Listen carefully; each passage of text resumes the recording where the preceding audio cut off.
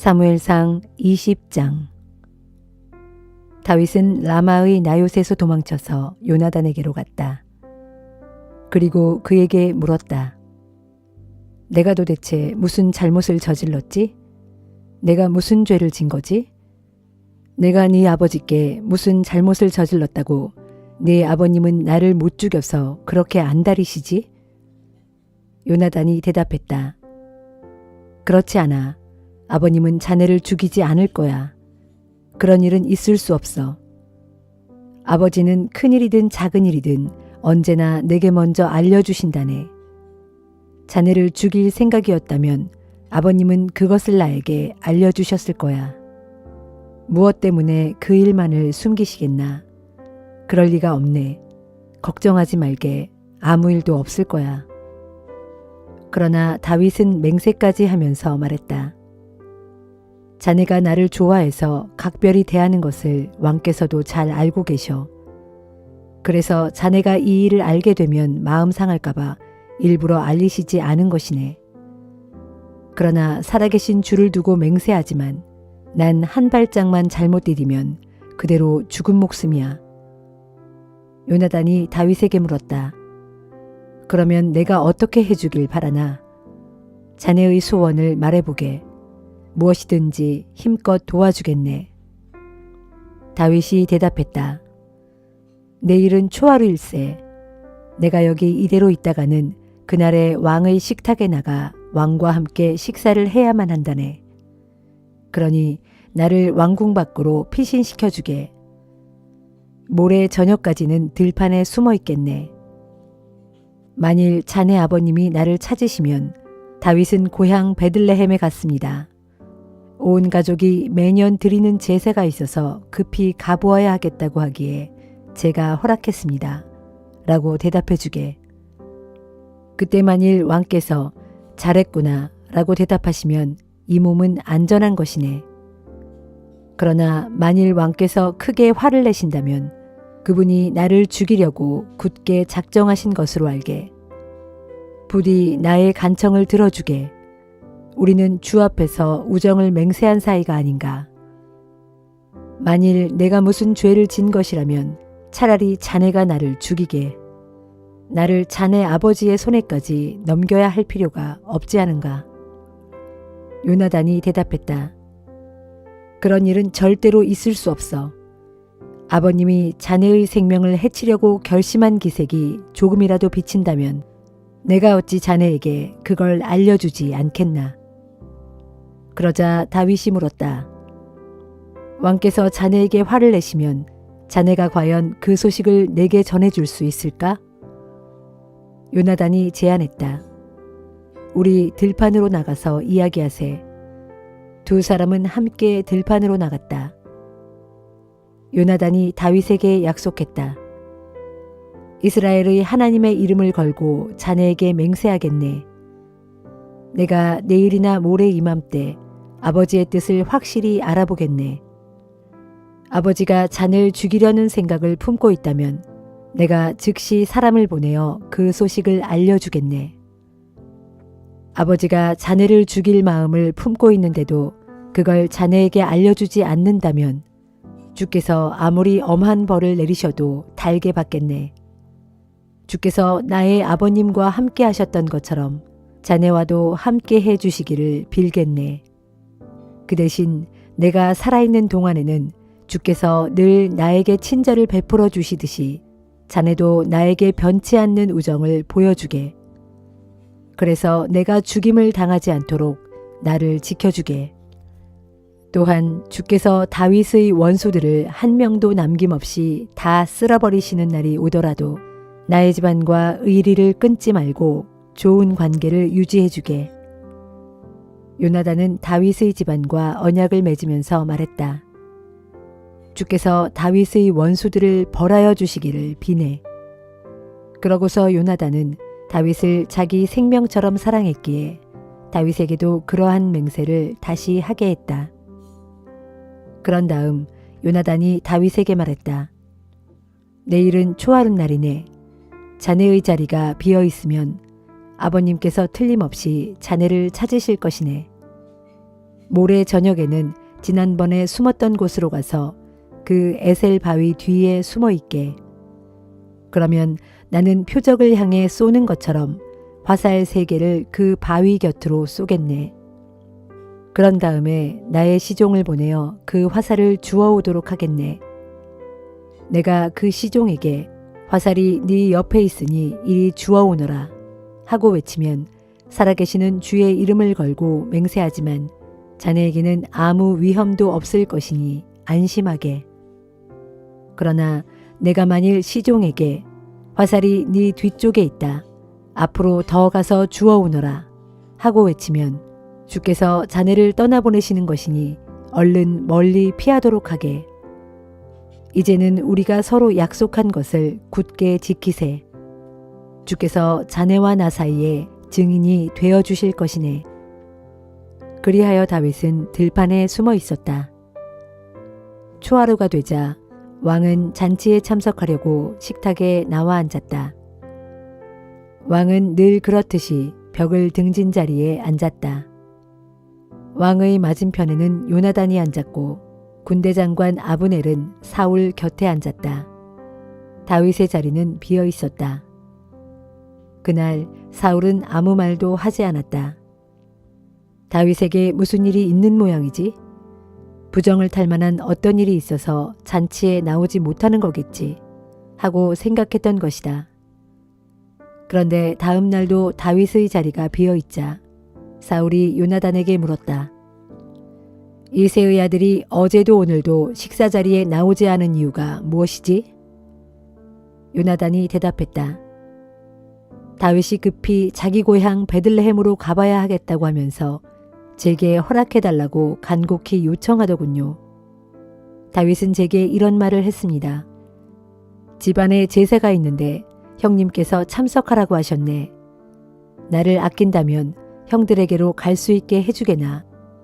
그래서 제가 허락해 주었습니다. 그런 이유로 다윗이 왕의 식탁에 나오지 못한 것입니다. 그러자 사울은 크게 화를 내면서 요나단에게 소리쳤다.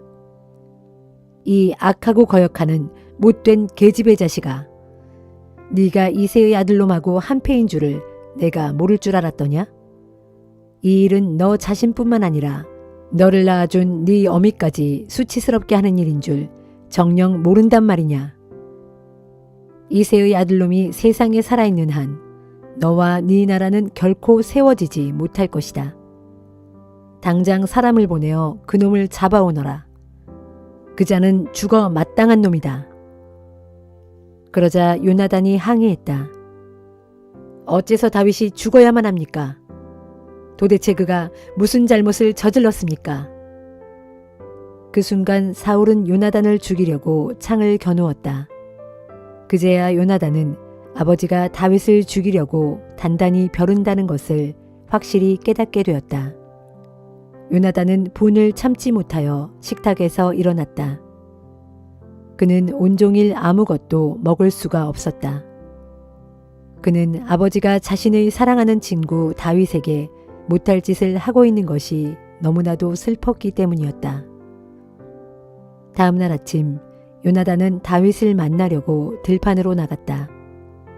어린 종 1명만 데리고 나갔다. 요나단이 그 종에게 말했다. 너는 달려가서 내가 쏘는 화살을 다 주워오너라. 소년이 달려나가자 요나단은 그 종의 머리 위로 화살을 쏘았다. 소년이 요나단의 화살이 떨어진 자리에 이르자 요나단이 그의 등 뒤에 대고 크게 외쳤다. 화살은 더 먼 곳에 떨어졌다. 빨리 가. 멈추지 말고 더 달려가. 소년은 화살을 주워들고 자기 상전에게 돌아왔다. 어린 종은 아무것도 눈치채지 못했다. 요나단과 다윗만이 그 일을 알았다. 요나단은 활과 화살을 어린 종에게 주면서 말했다. 너는 먼저 가거라. 이것들을 제자리에 다시 가져다 놓아라.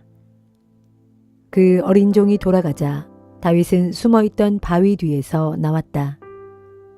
그리고 얼굴을 땅에 대고 요나단 앞에 3번이나 엎드려 절했다. 그들은 서로 끌어안고 울었다. 다윗이 더욱 서럽게 울었고 그의 울음은 그칠 줄 몰랐다. 요나단이 다윗에게 말했다. 이제 잘 가게. 우리가 주님의 이름을 걸고 맹세한 우정을 부디 잊지 말게. 주께서 자네와 나 사이뿐만 아니라 자네의 자손들과 내 자손들 사이에서도 증인이 되어 주실 것이네. 다윗은 일어나 자기의 길을 떠났고 요나단은 성읍으로 돌아왔다.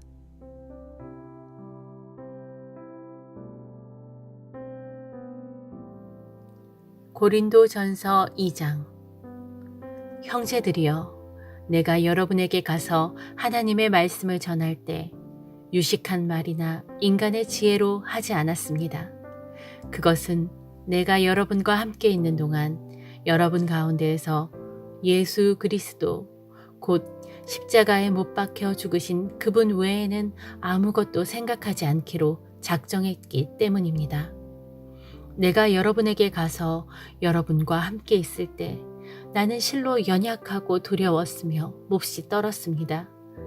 그래서 내가 여러분에게 전하는 말과 설교는 그리 지혜롭지도 못했고 설득력이 있는 것도 아니었습니다. 다만 나는 성령의 능력을 보여주고자 한 것뿐입니다.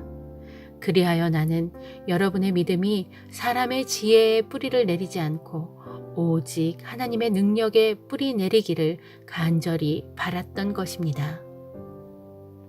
그럼에도 우리는 믿음이 성숙한 사람들끼리는 지혜의 말을 합니다. 그렇지만 그 지혜는 이 세상의 지혜나 장차 멸망할 이 세상 통치자들의 지혜가 아닙니다. 우리가 말하는 지혜는 하나님의 신비롭고 비밀스러운 지혜입니다. 하나님께서는 시간이 시작되기도 전, 곧 영원 전부터 우리의 영광을 위해 이 지혜를 미리 정하시고 감추어 두셨습니다. 이 세상 통치자들은 누구도 이 지혜를 알지 못했습니다. 만일 그들이 그 지혜를 알았더라면 영광의 주 예수를 십자가에 못 박지 않았을 것입니다. 그래서 성경에 기록되기를 하나님께서는 어느 누구도 보지 못했던 것을, 어느 누구도 듣지 못했던 것을, 어느 누구도 생각하지 못했던 것을 자기를 사랑하는 자들을 위해 예비해 두셨다라고 했습니다. 그렇습니다. 하나님께서는 성령을 통하여 우리에게 이 지혜를 드러내 보여주셨습니다. 모든 것을 살피시는 성령께서는 하나님의 가장 깊은 비밀스러운 경륜까지도 다 살피시는 분입니다. 사람 속에 있는 그 사람의 영이 아니고서야 누군들 그 사람의 생각을 알겠습니까? 마찬가지로 하나님의 영이 아니고서야 그 누구도 하나님의 생각을 알 자가 없습니다. 하나님께서는 이 세상의 영이 아닌 바로 이 하나님의 영을 우리에게 주셨습니다. 그래서 하나님께서 우리에게 값없이 그저 주신 놀라운 은혜의 선물을 우리로 알게 하셨습니다. 우리가 이렇게 말하는 것은 사람의 지혜가 가르쳐 준 말로서 하는 것이 아니라 성령께서 가르쳐 주신 말로서 하는 것입니다. 곧 신령한 진리를 신령한 말로 설명하고 있는 것입니다. 그러므로 육신에 속한 사람, 곧 신령하지 아니한 사람은 하나님의 영, 곧 성령에서 비롯된 일들을 받아들이지 않습니다. 그런 사람들에게는 영적인 일들이 어리석은 것으로 여겨져서 도무지 이해할 수가 없기 때문입니다. 하나님의 영에 속한 일들은 오직 영적인 분별력이 있어야 비로소 이해할 수 있습니다. 영적인 사람은 모든 것을 제대로 살펴 옳게 판단하지만 자기 자신은 세상 사람들의 판단에 좌우되지 않습니다. 누가 주님의 마음을 알아 감히 주님을 가르칠 수 있겠습니까? 하지만 우리는 그리스도의 마음을 가지고 있습니다.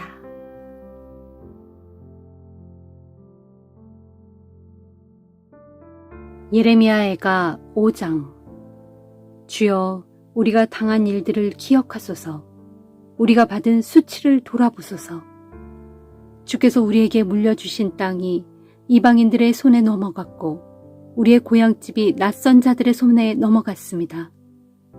우리는 아버지 없는 외로운 고아가 되었고 우리 어머니들은 전부 과부 신세가 되고 말았습니다. 이제 우리는 우리의 물을 마시는데도 돈을 주어야 하고 우리의 땔감을 얻는데도 값을 치러야 합니다. 우리를 뒤쫓는 원수들이 우리 뒤에서 바짝 추격하고 있으므로 우리가 몹시 지쳤지만 잠시도 쉴 틈이 없습니다. 우리가 먹을 양식을 구해 우리의 배를 불리려고 이집트 사람들과도 손을 잡았고 아시리아 사람들과도 손을 잡았습니다.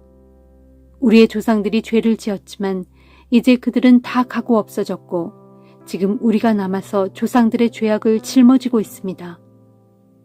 비천한 종들이 우리를 지배하고 있지만 그들의 손에서 우리를 구해낼 자가 아무도 없습니다. 도성에는 더 이상 양식이 없으므로 먹을거리를 구하려고 광야로 나갔지만 그곳에는 칼이 기다리고 있으므로 먹을 것을 얻기 위해서는 우리의 목숨을 걸어야 합니다. 그리하여 너무나 굶주린 나머지 굶주림의 열기로 우리 살갗이 아궁이처럼 검게 타버렸습니다. 이 땅을 침략한 잔인무도한 대적들은 시온에서 여인들은 욕보였고 유다의 각 성읍에서 처녀들을 겁탈했습니다.